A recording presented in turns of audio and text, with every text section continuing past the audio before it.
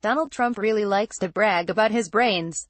To listen to him, he has kind of a supercomputer whirring away there beneath a plume of iridescent hair.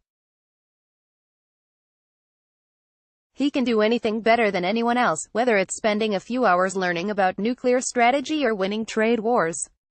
Besides, his uncle taught at MIT, which means that the Trump gene pool couldn't be more robust. My two greatest assets have been mental stability and being, like, really smart, for good measure. Trump noted that his ability to win the presidency on his first attempt would qualify as not smart, but genius, and a very stable genius at that. Well.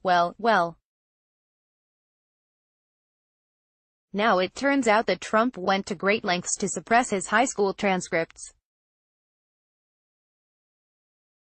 Mark Fisher of The Washington Post has the story today, which, incidentally, suggests that Trump's fixer Michael Cohen was telling the truth to Congress the other day, at least when it came to this little episode. In 2011, days after Donald Trump challenged President Barack Obama to show his records to prove that he hadn't been a terrible student, the headmaster at New York Military Academy got an order from his boss: find Trump's academic records and help bury them. Trump was preoccupied with demonstrating that he was brainier than the shiftless President Barack Obama, whose marks have never been publicly released and may, for all we know, be unimpressive, though his writings from the time are. But Trump was obviously terrified that someone would unearth his own, presumably abysmal, scores.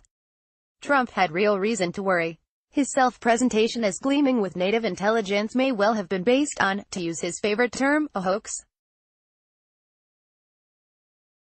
As Paul Waldman observes, the subtext of Trump's repeated claims to genius and his criticisms of Obama was that electing him would replace the falsely intelligent and undeserving President Obama with an actually intelligent and deserving president himself. For all Trump's professions of acuity, his actual record as president is looking pretty iffy these days.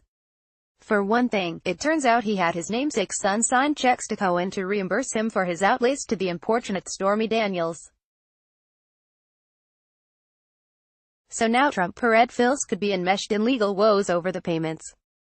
Essentially, Trump had his son helping cover for his own sexual peccadillos, thereby displaying a unique understanding, at a minimum, of what constitutes true family values. Then there is North Korea. Trump may have fallen in love with the despot Kim Jong-un, but the loving doesn't seem like it's being reciprocated. Turns out the North is rebuilding a long-range rocket site in Sohai. Trump responded with a mealy-mouthed statement today: "I would be very disappointed if that were happening.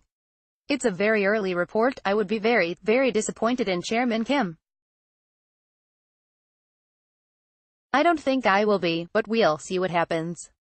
We'll take a look. It will ultimately get solved." Finally, it seems that Trump's tariffs continue to boomerang.